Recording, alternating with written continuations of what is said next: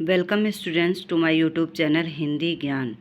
आज हम लोग क्षितिज पाठ्य पुस्तक के पाठ 3 आत्मकथ्य के बारे में पढ़ेंगे और इसको लिखने वाले जो कवि हैं जयशंकर प्रसाद, उनके बारे में हम इसके पहले के वीडियो में पढ़ चुके हैं। तो जयशंकर प्रसाद को आत्मकथ्य जो कविता है, इसको लिखने की प्रेरणा कहाँ से प्राप्त हुई है, इसके बारे में हम लोग जानते हैं। प्रेमचंद के संपादन में हंस पत्रिका का एक आत्मकथा विशेषांक निकालना तय हुआ कि ऐसा एक अंक निकाला जाएगा, छापा जाएगा, ऐसी एक पुस्तक छापी जाएगी, पत्रिका, जिसमें कि सारी आत्मकथाएं होंगी। तो प्रसाद जी के मित्रों ने प्रसाद जी से आग्रह किया कि वे भी आत्मकथा लिखें। प्रसाद जी इससे सहमत ना थे। वो ये कहने लगे कि नहीं, मैं नहीं लिखूँगा। इसी असहमति के तर्क से पैदा हुई कविता। उन्होंने पहले मना कर दिया, लेकिन फिर बाद में उन्होंने लिखी कविता जिसका नाम है आत्मकथ्य। यह कविता पहली बार 1932 में हंस के आत्मकथा विशेषांक में प्रकाशित हुई।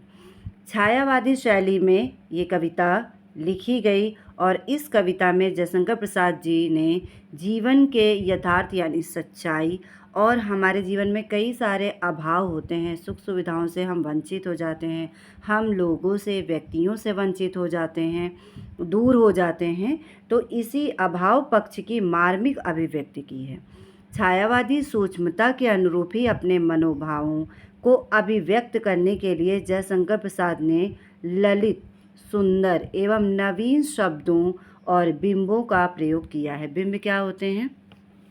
उदाहरण, एग्जाम्पल, यानी कई ऐसे शब्द होते हैं, कई ऐसे वाक्य होते हैं जो कि बिंब का कार्य करते हैं।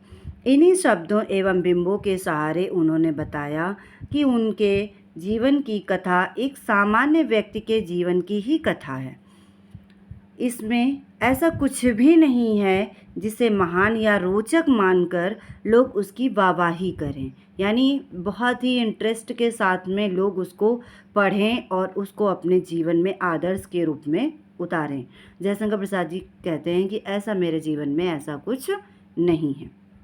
कुल मिलाकर इस कविता में एक तरफ कवि द्वारा यथार्थ की स्वीकृति है, तो दूसरी तरफ एक महान कवि की विनम्रता भी है, यानी उन्होंने जीवन के सत्यता को स्वीकार भी किया है और एक महान कवि की भांति कि मतलब इतने महान होते हुए भी इन्होंने कई उपन्यास लिखे, कई नाटक लिखे, कई काव्य रचनाएं की, तब भी इन्होंने कहा कि हमारे जीवन में ऐसी कोई घटनाएं नहीं है जिसको मैं दूसरों के सामने व्यक्त करूं।